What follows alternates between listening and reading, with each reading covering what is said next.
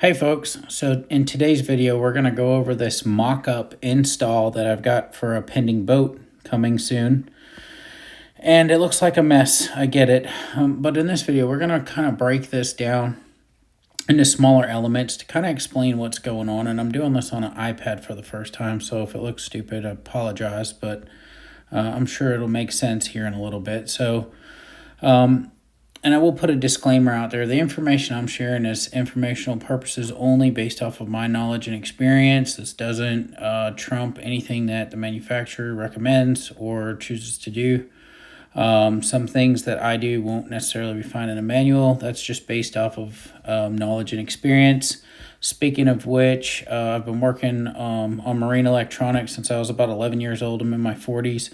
And then additionally, I served in the United States Air Force for 20 years as an aviation technician, which brought off a lot of my formalized training. So hopefully that adds some credibility of who I am and as I'm discussing this stuff. And I'm trying to keep things simple.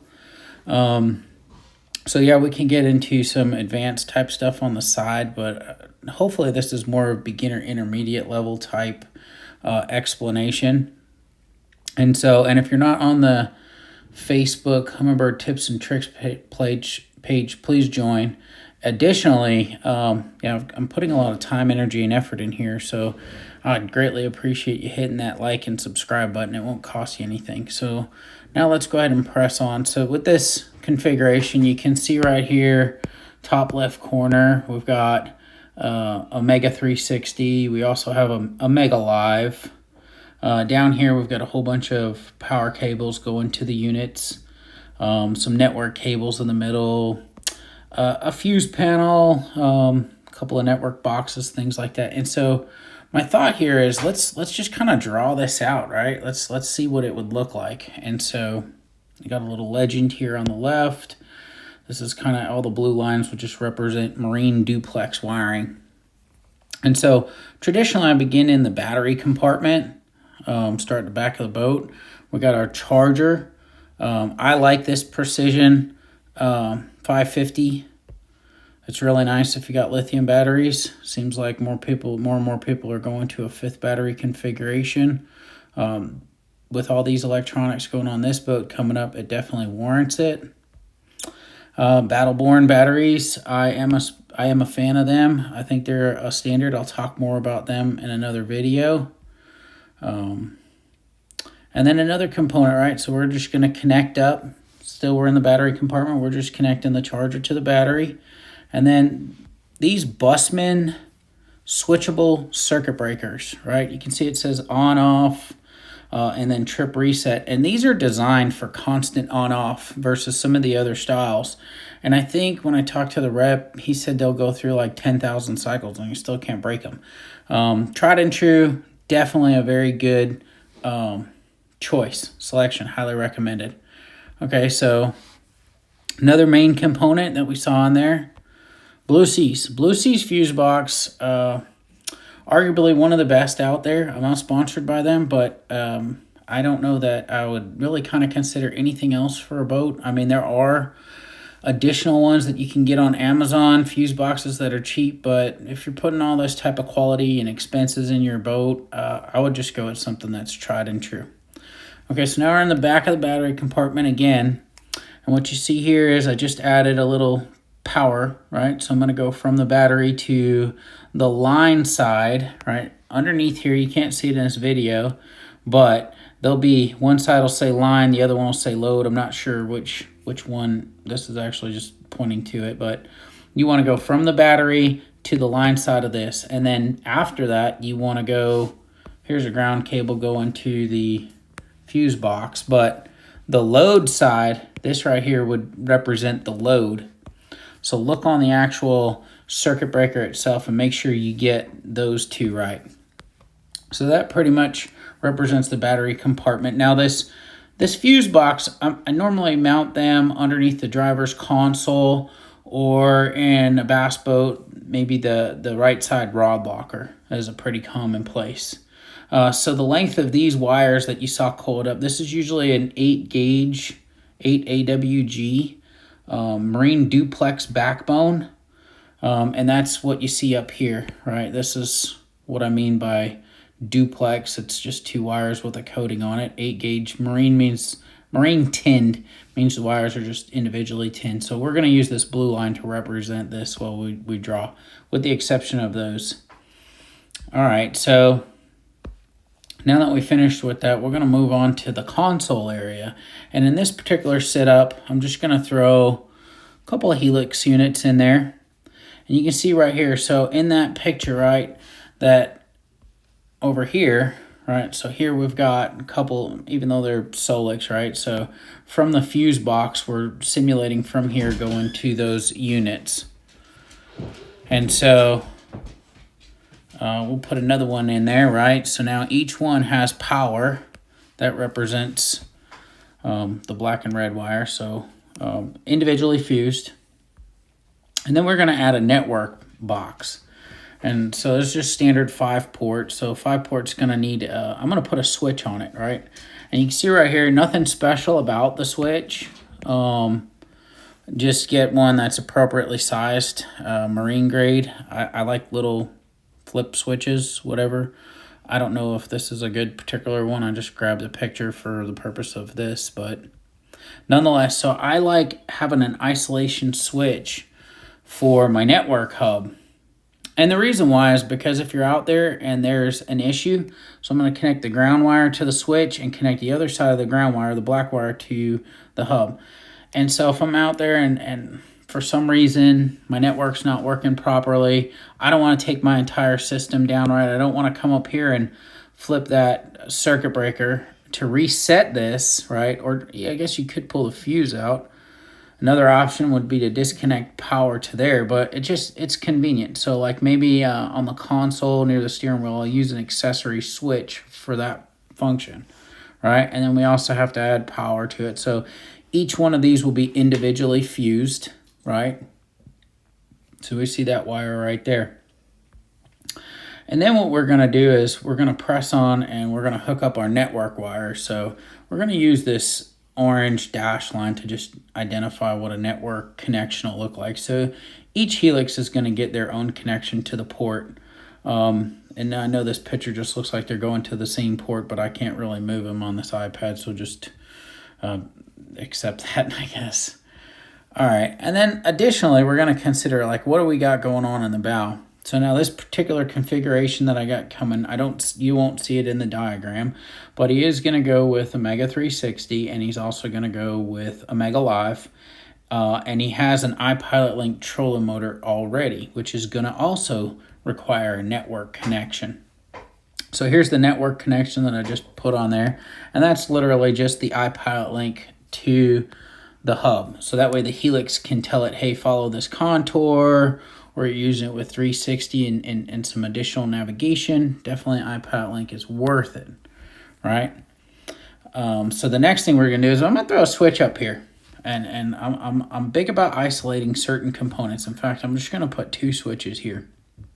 And so I'm going to draw. This time I'm going to take on the power side, so per fuse. And I'm going to have one go to the Mega 360. I can't line that up properly, but I'll just put it right there.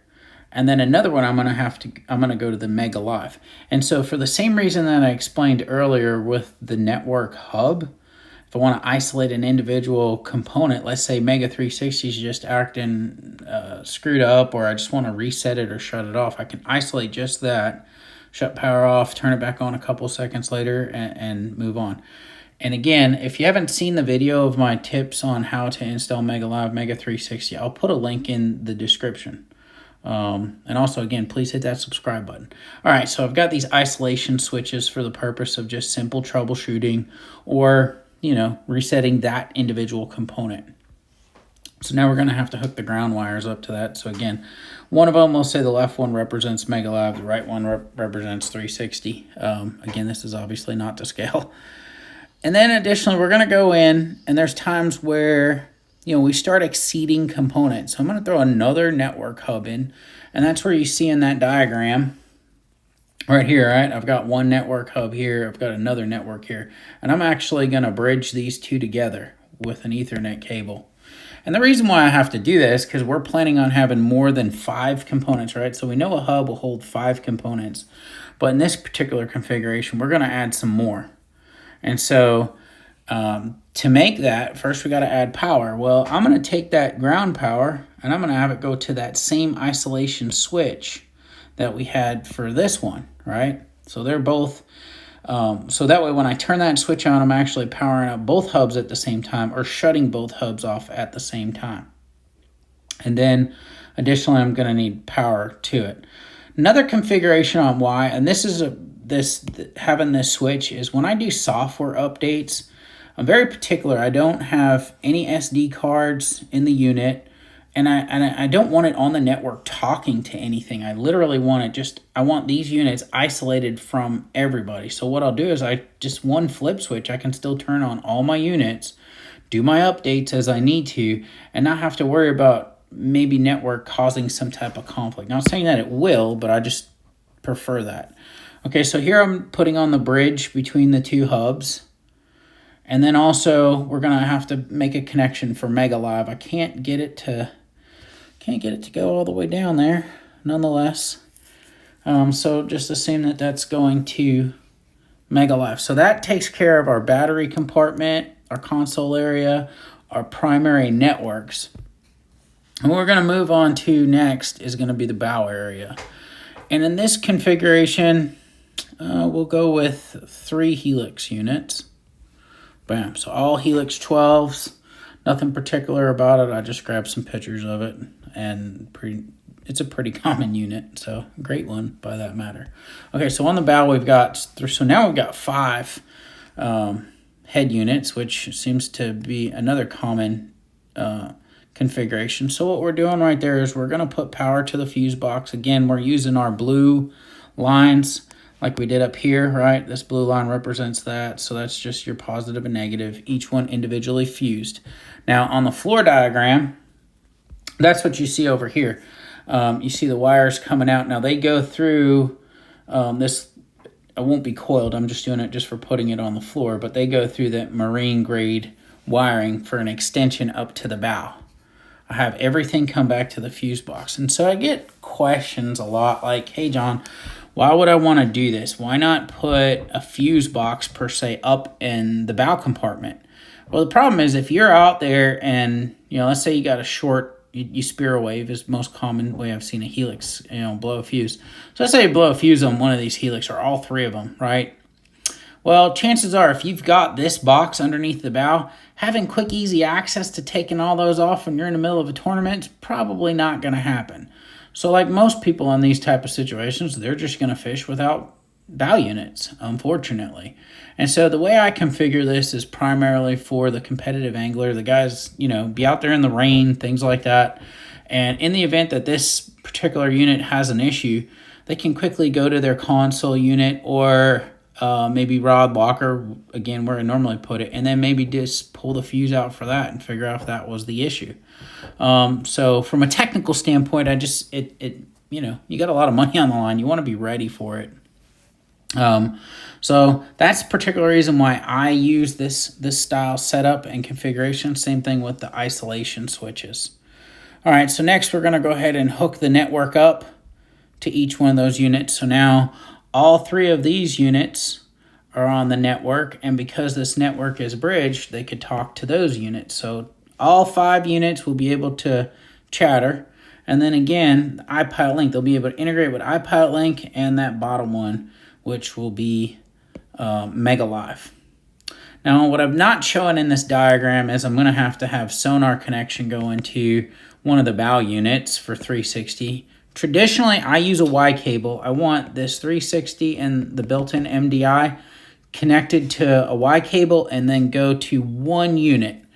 My particular reason for doing that is solely for the fact that I want one unit, his whole job is to process all the ping sequences and everything, and then everybody on the network can just listen to it, right? But if I have this one process in 360, then he's got to send out, and then he has to listen to, let's say, this one given mega down imaging and 2D information, and this guy's just enjoying it all, just listening to everything. So My particular preference is just to try to have one unit process all the sonar. Consistently, it seems to be a pretty good method.